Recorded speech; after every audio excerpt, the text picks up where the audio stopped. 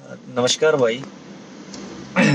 आप सब भाइयों को मेरा देव लोहान का राम राम। तो मैंने आज 8:30 बजे का टाइम दिया था, तो जल्दी लाइव आना पड़ा। इस लाइव आने की एक मजबूरी सी बन गई। बहुत सारे मेरे भाइयों के फ़ोन पे फ़ोन, मैसेज पे मैसेज कि हनुमान बेनीवाल ने बीजेपी के साथ गठबंधन क्यों किया। ठीक है, और ये मतलब सबके लिए है। ये तो ज़्यादा से ज़्यादा एक बार है ना, आप बच्चों को बताओ अपने जो जो सवाल उठा रहे हैं। अच्छी बात है, सवाल उठाना बहुत अच्छी बात है, सम्मान करते हैं।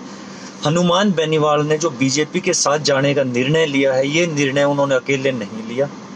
पूरी की पूरी राष्ट्रीय कार्यकारिणी की सहमति इस निर्णय में थी। राष्ट्रीय कार्यकारिणी में अब मैं 2-3 बात आपको बताऊंगा। पहले मैं अपने आरएलपी के साथियों से बात करना चाहता हूं, जो विरोधी हैं उनसे थोड़ी देर बाद बात करेंगे।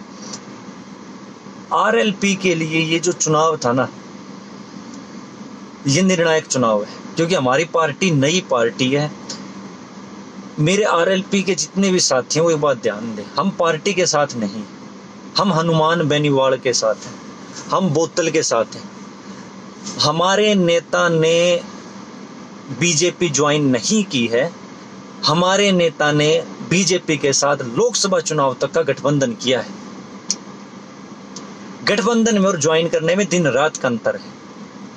अब हमारे पास जितने मेरे आरएलपी के साथी हैं वो सुने, हमारे पास भाई एक साधारण शब्दों में बात करूं, हमारे दिल्ली में छिड़ रखी है जंग, ठीक है, और उस जंग के अंदर सिर्फ और सिर्फ 545 के लगभग जो हमारे एमपी हैं वही शामिल हो सकते हैं। हमने बड़ी मेहनत की अपने नेता को नागौर से दिल्ली भेजने के लिए। हमने गड्ढा बना लिया, गड्ढा। जी नेताजी हमारा ब्योत तो है गड्ढे का, गड्ढे पे जा सकते हो तो देख लो। अब गड्ढे पे दिल्ली पहुंचने में साल लग जाएंगे 20, और 20 साल तक पता नहीं उस लड़ाई का क्या से क्या हो चुका होगा। पहले एक गाड़ी आई, फास्ट ड्राइवर की गाड़ी, कांग्रेस। हमने कहा जी देखिए, हम जंग लड़ना चाहते हैं इनके खिलाफ, हम संसद में जाके किसान की आवाज उठाना चाहते हैं, आप हमें मौका दो, हम आपके साथ आके और संसद में किसानों की आवाज बढ़ना चाहते हैं। मेरे बहुत सारे भाइयों के मन में आज मैं एक बात और बता देता, आज मैं बता देता हूं आपसे कि क्यों गठबंधन नहीं हुआ कांग्रेस के साथ। ये चीज भी बतानी बहुत जरूरी। तो हमने कांग्रेस से कहा कि आप अपनी गाड़ी में हमें थोड़ी सी जगह दे दो और हम दिल्ली तक पहुंचेंगे और वहां किसान की लड़ाई लड़ेंगे। जी बहुत शानदार। कांग्रेस की और अपनी बात हो गई थी ऑलमोस्ट 3 सीटों पे डन, कि जी ठीक है 3 सीटें, एक पाली, एक बाड़मेर और एक नागौर हम आपको देंगे। अब नागौर से एक औरत है जो दरी बिछाने वालों को, मेहनत करने वालों को और ड्राइवरी करने वालों को बहुत छोटा समझती है, वो औरत वहां से इलेक्शन लड़ती। उसी औरत के संबंध है एक बहुत मजबूत जाट नेता के साथ जो कि हरियाणा से है। उन्होंने वीटो कर दिया। उन्होंने वीटो करके कहा जी कुछ भी हो जाए, ज्योति मिर्धा का टिकट नहीं कटना चाहिए और ये बिल्कुल हम इस चीज को बर्दाश्त नहीं करेंगे। तो एआईसीसी ने ज्योति मिर्धा को टिकट अलॉट कर दिया। अब अपने ही घर में एक ऐसी औरत को टिकट दे दी गई जो मेहनत कश लोगों को, दरी बिछाने वाले लोगों को निकम्मा समझती है। हमने उनसे कहा जी देखो मान जाओ ये बात, हमने गाड़ी में बिठा लो, दिल्ली तक ले चलो, वो नहीं लेके गए। फिर एक और गाड़ी आ गई, बेशक वो अपने दुश्मन है, आज भी हैं, अपने विरोधी हैं, लेकिन उन्होंने हमसे कहा भाई दिल्ली तक तो हम ले चलेंगे।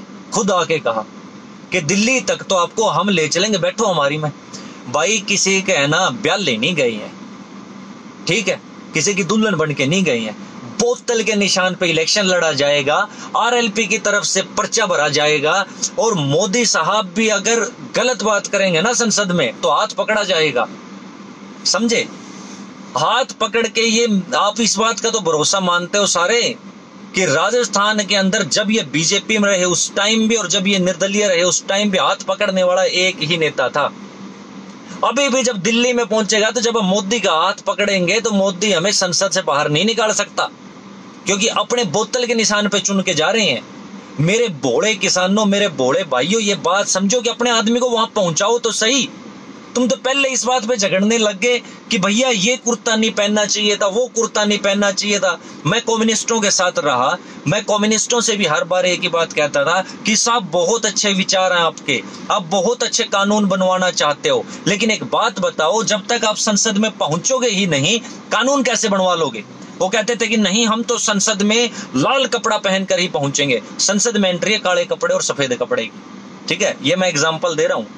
काले और सफेद कपड़े और एक बार पहन लो, जब अंदर चले गए अंदर फाड़ देना अपने कपड़े, और अंदर लाल अपना मेन काम है किसानों के हक में आवाज उठाना। यार वो आवाज उठती है दिल्ली के अंदर। तो मेरे आरएलपी के जितने साथी हैं वो ये बात गांठ बांध लें कि हनुमान बेनीवाल इलेक्शन लड़ेगा, बोतल के निशान पर लड़ेगा और आरएलपी से लड़ेगा। बीजेपी ने कहा भाई हम अपना कैंडिडेट ही नहीं खड़ा कर रहे आपके खिलाफ। हमने कहा जी बहुत बढ़िया है, हम नागौर से लड़ेंगे और ये राज सत्ता को और इन राज परिवारों के सत्ता को उखाड़ के फेंकेंगे। अब बात करते हैं भाई विरोध कौन कर रहा है हमारा।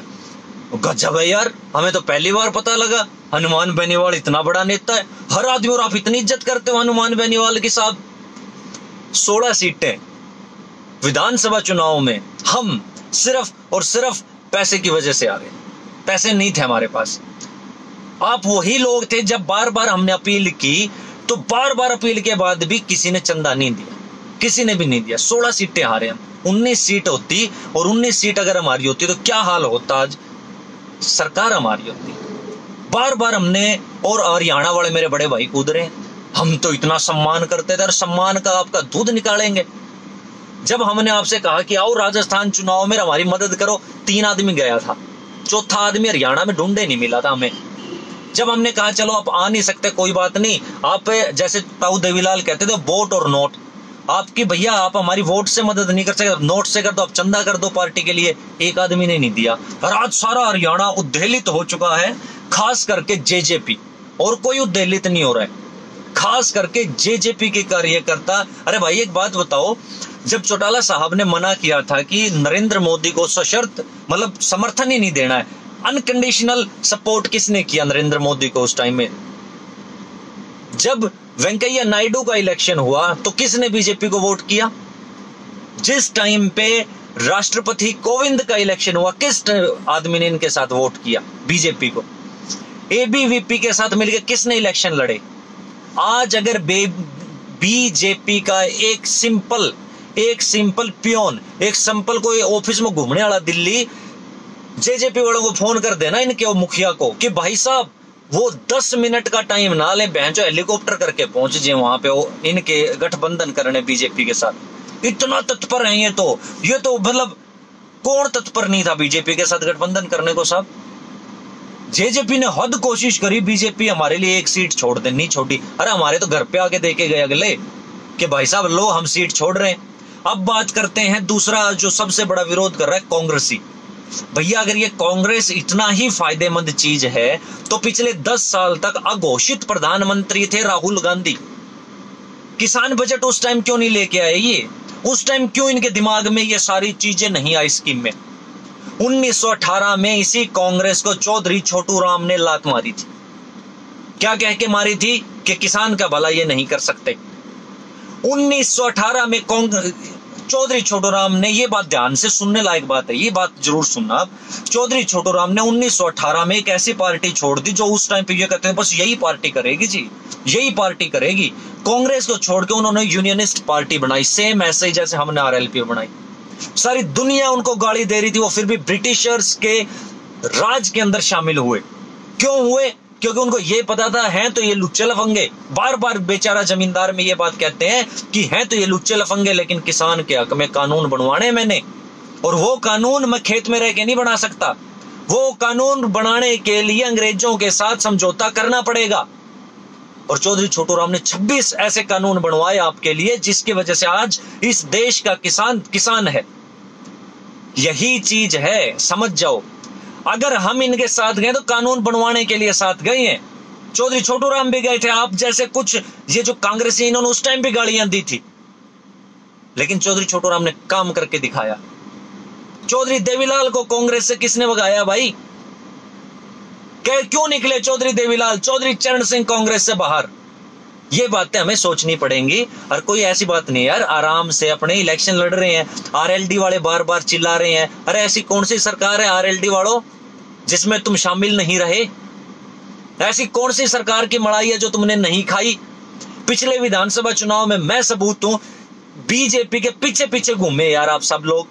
गठबंधन कर लो, गठबंधन कर लो, गठबंधन कर लो। नहीं किया भाई अगलों ने, औकात नहीं थी। हरियाणा वाले भी जेजेपी वाले खूब घूमे, चप्पल चप्पल तोड़, सारी चप्पल तोड़वा ली इन्होंने। नहीं किया भाई, औकात नहीं थी, हमारी औकात थी, हमने वहां पे ली है। हम लड़ेंगे, हम दिल्ली पहुंचेंगे और दिल्ली पहुंच के आप सबके हक में ही कानून बनवाएंगे। आप हमने सब ने, मैं हिसार जिले का नागरिक हूं, मैं हिसार लोकसभा से आता हूं। मैंने भी है ना दुष्यंत के लिए पोलिंग करी थी 2014 में। कितना कर दिया काम इसने। आज हम कह रहे हैं कि दुष्यंत ने नहीं किया काम, इसी वजह से आज भाई कभी रोहतक से इलेक्शन लड़ रहा है, कभी कहीं से। अगर हनुमान बेनीवाल 5 साल काम ना करे तो भाई मैं भी आपके साथ हूं और आप भी सारे हो, हम सवाल पूछेंगे भाई, लेकिन अगले को मौका तो दो।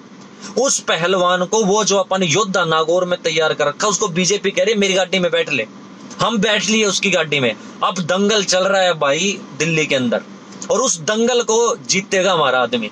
किसी के नाम के लंगोट नहीं पहनी है, लंगोट के ऊपर वही आरएलपी का निशान है।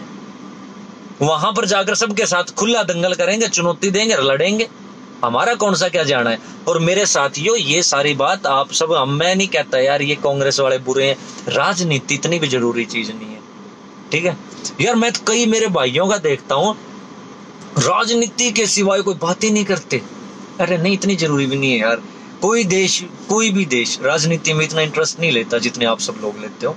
कम करो यार इसको, और अपनी लाइफ को थोड़ा सा है ना, मतलब पर्पसफुल बनाओ, वर्थफुल बनाओ, कि आपकी जिंदगी में आपके पास कुछ काम हो इस फेसबुक की दुनिया से निकल के, कुछ क्रांतिकारी, ये क्रांति वो क्रांति। अरे कोई क्रांति नहीं होती। मेरे एक बड़े प्यारे कॉमरेड साथी ने मेरे से कहा था कि देव, क्रांति जो है वो जिंदगी के लिए है, जिंदगी क्रांति के लिए नहीं है।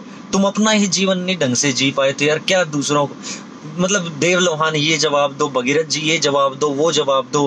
अरे भैया यार, हमने गठबंधन किया है, हमारी पार्टी के किसी कार्यकर्ता को दिक्कत नहीं है, आपको दिक्कत है, मेन करके कांग्रेस को दिक्कत है।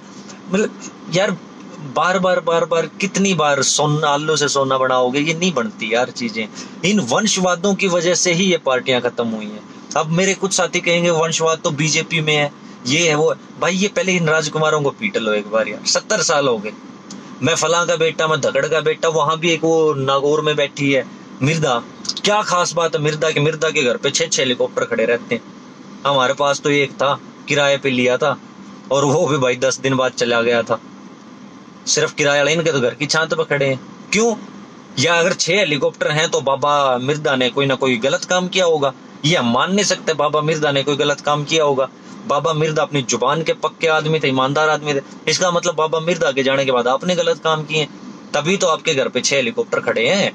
तो मेरे साथियों, कोई ऐसी बात नहीं है। हनुमान बेनीवाल किसान हक में, किसान के लिए, जवान के लिए, जवान हक में दिल्ली पहुंचेगा, और शेर है हमारा, दिल्ली पहुंच के दहाड़ेगा।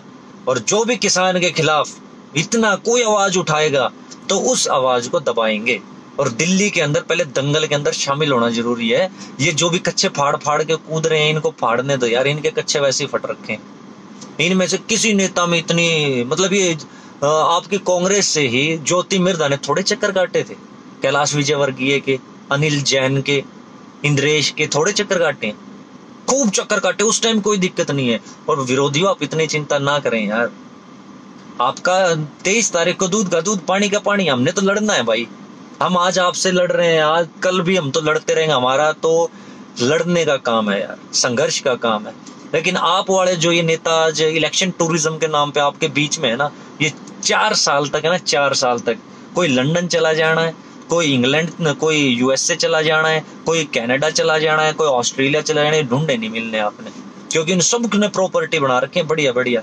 अरे हनुमान बेनीवाल वहीं नागौर में बैठा मिलेगा, हम जीते या हम हारे, और कोई परवाह नहीं है इन बातों की। तो आप है ना चिल मारो यार। और ये बात है ना, अपना पहलवान एक गड्ढे में अपन बिठा, गड्ढे के तार के बस में चढ़ा दिया है अपन, बढ़िया बस है, कोई दिक्कत नहीं। वह जींद पहुंचने, दिल्ली पहुंचेंगे भाई, टनाके से पहुंचेंगे। फिर दंगल में अपनी खुली चुनौती होगी, अंदर ही बैठेंगे, कोई दिक्कत ही नहीं है। भाई ने ईंट से ईंट राजस्थान चुनाव, राजस्थान विधानसभा की बजाई है, और ईंट से ईंट ही दिल्ली लोकसभा की बिठाएंगे।